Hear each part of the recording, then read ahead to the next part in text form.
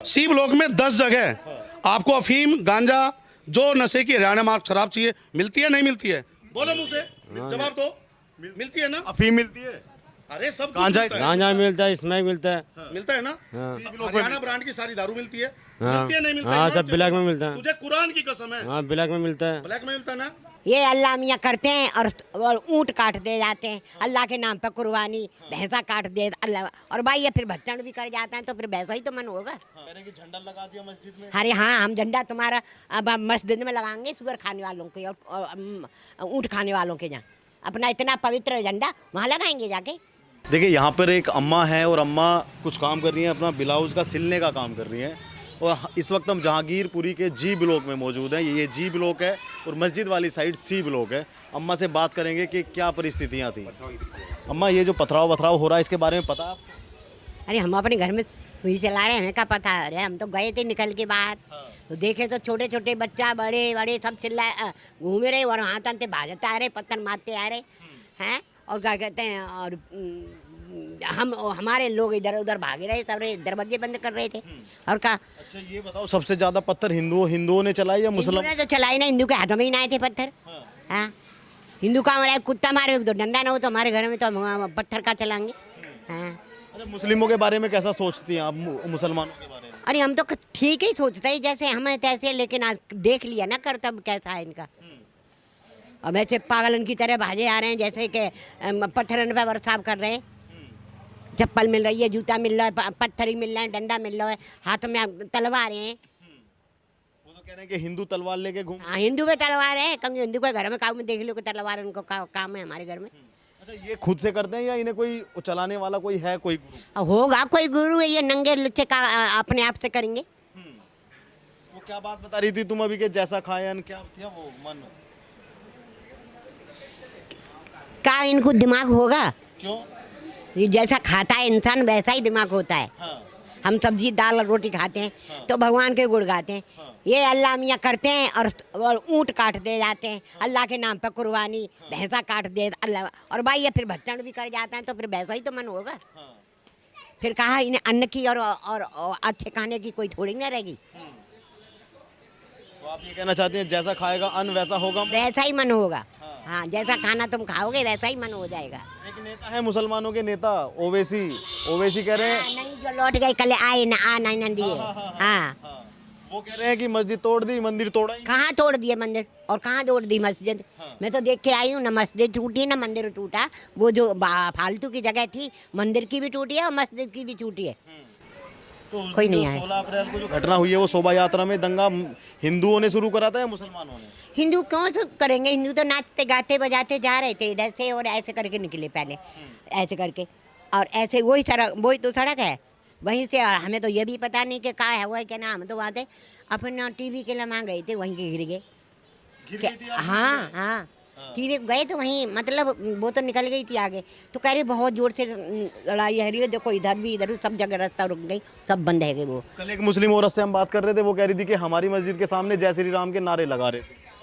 तो उससे क्या फर्क पड़ता है? तुम्हारी मस्जिद के नाला था बीच में इतने बड़े, तुम्हारी मस्जिद पे तो नहीं गए, रास्ता में कह रहे हैं ना। कह रहे हैं कि झंडा लगा दिया मस्जिद में। अरे हाँ, हम झंडा तुम्हारा अब हम मस्जिद में लगाएंगे शुगर खाने वालों के और ऊँट खाने वालों के। जहाँ अपना इतना पवित्र झंडा वहाँ लगाएंगे जाके। क्या नाम है? शेख सफीबुल। शेख सफीबुल। शेख सफीबुल। कहाँ के रहने वाले हैं आप? मैं कलकत्ता का रहने वाला हूँ। कलकत्ता के, और रहते हैं यहाँ जहांगीरपुरी में? हाँ जी, यहाँ पर घर है मेरा। यहाँ पे घर है आपका? अच्छा, जो घटना ये चल रही है इसका तो आपको पता ही होगा। ये जो चीज़ जो हो रहा है सब बस सब बेकार हो रहा है। ये चीज़ ये आपस में हिंदू मुस्लिम में जो मारपीट करवा रहा है सब बेकार हो रहा है। इसे कौन करवा रहा है? आप आपस में हिंदू मुस्लिम को आपस में कौन भिड़वा रहा है? ये बजरंगी लोग सब करवा रहे हैं। और कौन करवा रहे हैं? बजरंग दल के लोग करवा रहे ये मस्जिद में झंडा लगा दिया अपना, हमारा मस्जिद में झंडा लगा दिया। लेकिन ऐसा कोई वीडियो तो अभी तक कोई ऐसा कोई सबूत तो ये वीडियो तो कोई दिखा रहा नहीं है जो झंडा लगा दिया। खाली आपके पास है या आपके किसी दोस्त के पास ऐसा कोई वीडियो है जो मस्जिद में झंडा लगाया हो? वीडियो तो ये दिखाया नहीं ना, पहली बात तो झंडा लगाया था, वीडियो में दिखाया नहीं है। तुमने देखा है अपनी आंखों से? हाँ, अपनी आंखों से देखा है तुमने? मैंने अपना आंखों से देखा नहीं है। फिर इस बात को, तथ्य को आप कैसे नहीं, सब ये कार्रवाई दे रहे हैं, पत्थर मार रहे हैं। मुसलमान भाई सब पत्थर मार रहे हैं। अच्छा, मुझे एक बात बताइए, पत्थरबाजी तो मुस्लिमों की तरफ से भी हो रही थी? बात तो दोनों तरफ से हो रही है, लेकिन ये चीज़ करना बेकार है ना मेरे भाई। ये मारपीट करना बेकार है। जैसे शांत जय श्री राम के नारे में क्या दिक्कत है? कोई जय श्री राम का नारा अगर भारत में रह के लगा रहा लगा रहा हो लगाने, तो हमारे मस्जिद में ये झंडा लगाना ये तो बेकार है ना। ये जो किसने लगाया किसने झंडा यार? ये तो किसने लगाया झंडा? हाँ? लगाया तो सबूत तो है ना कुछ। अच्छा आप मुझे एक बात बताइए, असदुद्दीन ओवैसी आए थे कल, वो कह रहे थे कि मुसलमान खतरे में, आप खतरे में हो क्या? नाम तो कुछ खतरे में नहीं है। तुम्हें यहाँ कोई परेशान कर रहा है? नहीं कोई परेशानी। ओवैसी को बोलो वापस जा, अपना काम कर जहाँ रहता है। यहाँ आके भिड़वाने की जरूरत नहीं है दो समुदाय में। तुम यहाँ से गुजरे, यहाँ ज्यादातर लोग हिंदू हैं, आपको कोई आपत्ति करता है? आपको किसने टोका? आपका झंडा लगाया किसने मस्जिद में? आपने देखा अपनी आंखों से? मैंने अपनी आंखों से देखा तो नहीं है। किसकी आंखों ने देखा? उसका नाम जानते हो किसी का? नहीं नाम मेरे को पता नहीं है। अम्मा जी ये कह रहे हैं कि जिस दिन हनुमान जन्मोत्सव था उस दिन इनकी मस्जिद में किसी हिंदू ने झंडा लगाया। नहीं लगा सकता कोई, अपने मजहब का झंडा नहीं लगा सकता कोई भी मस्जिद में। ऐसे कैसे कह रहा है? ये झूठ बोल रहा है। नहीं तू झूठ बोल रहा है। फिर बेतु की बात कर रहा है। देखो बेतु की बात, जो बात है वो कर। जो गलत, ये दुष्प्रचार है जो तुम यहाँ कलकत्ता से यहाँ रह रहे हो, किसी ने तुम्हें परेशान किया आज तक? नहीं कोई परेशानी नहीं किया। कोई परेशानी नहीं। अच्छा ये बताइए, ये जो सड़कों पे अतिक्रमण है, अगर ये हट जाएगा तो ये सही रहेगा या गलत रहेगा? ये हट जाए तो सही रहेगा, सबका सही रहेगा, हिंदू मुस्लिम का सही रहेगा सबका। ये करता कौन है ये अतिक्रमण? जो प्लास्टिक की बोतलें जो सड़कें पे फैली हुई हैं, जो 20 फुट की सड़क है, उसमें कौन फैलाता है ये अतिक्रमण? वो सामान किन लोगों का है? हिंदुओं का है कि मुस्लिमों का सामान है? वो तो मुसलमान का जो कवाड़ा बिनते अपना वहीं रखते, जमा के रखते सब। तो गलत बात तुम किसकी चीज़ों का हुई? व्यापार करते हो, गलत बात दुकान किस- में रखो ना प्रॉपर। देखो गलत कौन कर रहा है? सड़क पे व्यापार करना कोई संवैधानिक अधिकार नहीं है, और वो भी व्यापार करने की जगह व्यापार करो। आप फ्री में लेते हो या फ्री में बेचते हो? फ्री में नहीं लेते ना, फ्री में ना तुम बेचते, तो एक गलत संदेश क्यों दे रहे हो लोगों को? झूठ बोलने का तरीका तुम्हारा बिल्कुल नाजायज है ये। या तुम आंखों में झूठ बोल रहे हो। तुमने कहा झंडा लगा दिया, देखा तुमने झंडा? ये देखो इनसे पूछो, यहीं खड़े हैं 10 आदमी के बीच में, झंडा लगते देखा है? मैंने देखा तो नहीं है, मैंने सुना है सबके मुंह से। यार गजब। मैं तो मैं सब कुछ सब बोल सकते।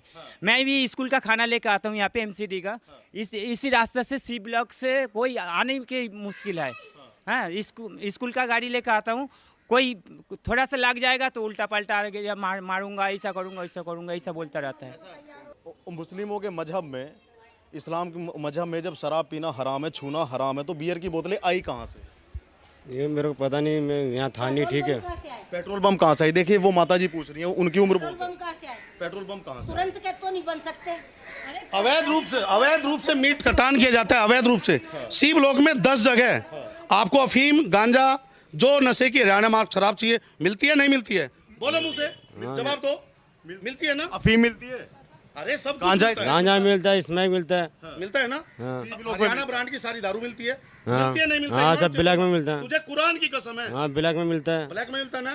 तो गाय कटान होता है ना, वहाँ ऊंट का कटान वहाँ होता है, गाय का भी कटान होता है दोस्त, गाय का भी होता है।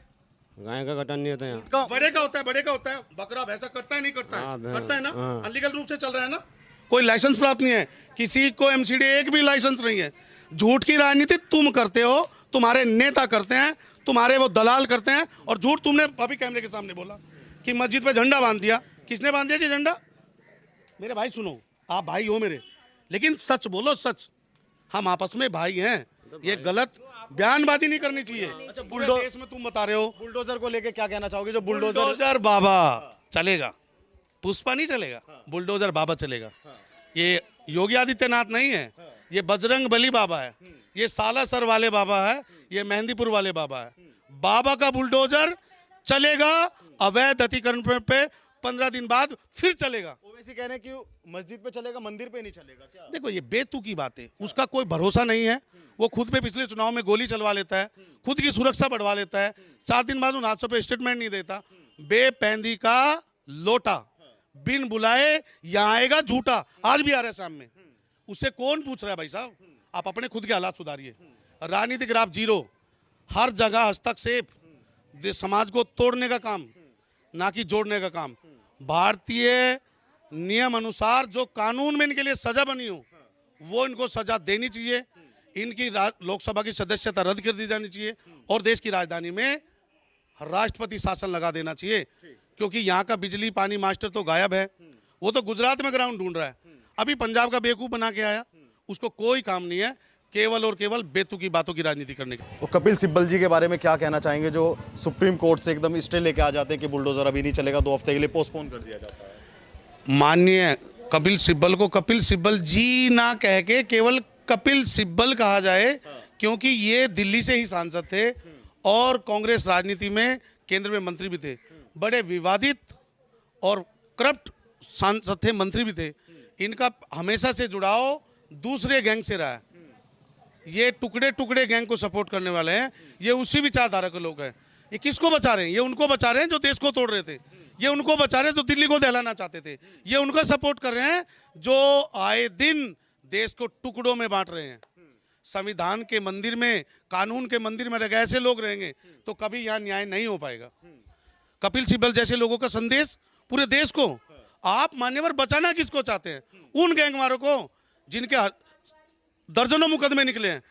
लोकल शासन प्रशासन और निवेदन है कि इनकी पुख्ता जांच की जाए, ये लोग कहाँ से हैं, किन सोशल मीडिया आइटमों से ये पूरे देश में अफवाह फैला रहे हैं, किन हैंडल से लोग देश को बांटने का काम करते हैं। स्थानीय प्रशासन के बारे में क्या कहना चाहेंगे कि सब कुछ यहाँ पे चल रहा है, फिर भी इतना ढीला रवैया क्यों, किस तरीके से देखते हैं आप? देखो, लोकल इंटेलिजेंसी बिल्कुल यहाँ जीरो है, जीरो।